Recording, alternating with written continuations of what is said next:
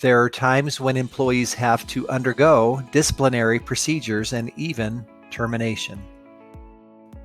This policy lays out the reasons an employee might be disciplined, the types of discipline used, the reasons and procedures for terminating an employee, and the due process rights given to employees who are disciplined or terminated. There are generally three types of employees: at will, provisional, and career. All three may be disciplined or terminated, but the reasons and procedures for each may differ depending on the circumstances. Conduct for when an employee may be disciplined is called cause. The causes for disciplinary action are listed in this policy and also in the employee handbooks. As you can see, the list is comprehensive. Please review it and talk to your supervisor if you have questions.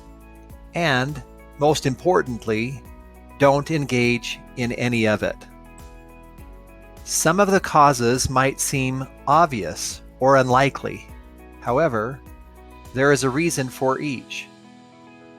Something as innocent as forgetting to renew your teaching license or teaching piano at your school could mean the loss of a job. Administrators who become aware of employee misconduct must promptly and thoroughly investigate it. Investigations must include conducting interviews, preservation and evaluation of evidence, and a written report. The investigator shall refer the matter to law enforcement authorities or the Utah State Division of Child and Family Services where appropriate or required by law. The investigator must continue to conduct the investigation even if the matter has been referred to another agency.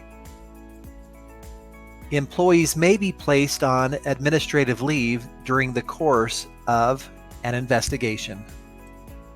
Administrators may also conduct searches of an employee's workstations if there is reasonable suspicion that the search will result in evidence of an employee violation.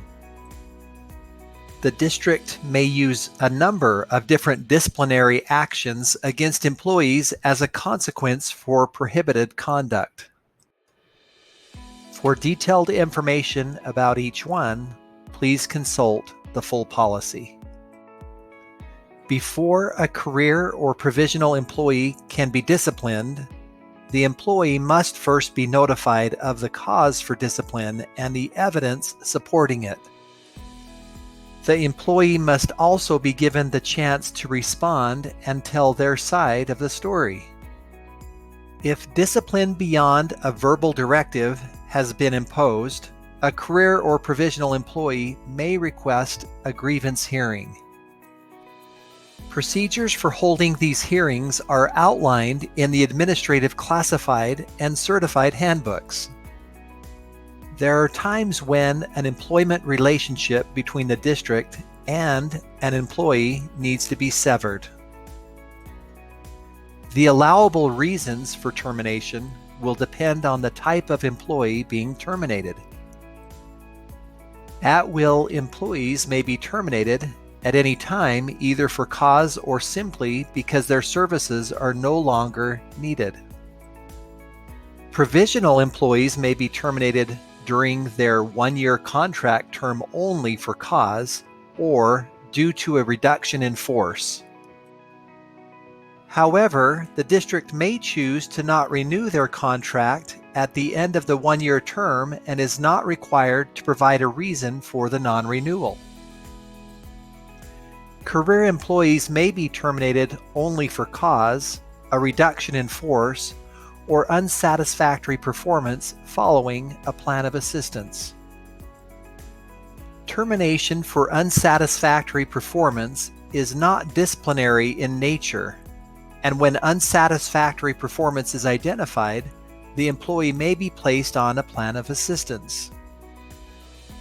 The plan, as more fully described in district policy, outlines specific steps to help an employee improve in their duties.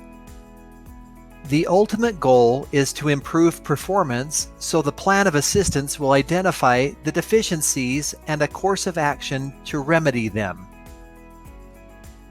The plan must be completed within 120 school days or less if designated within the plan. An employee who fails to remedy deficiencies outlined in a plan of assistance will be terminated.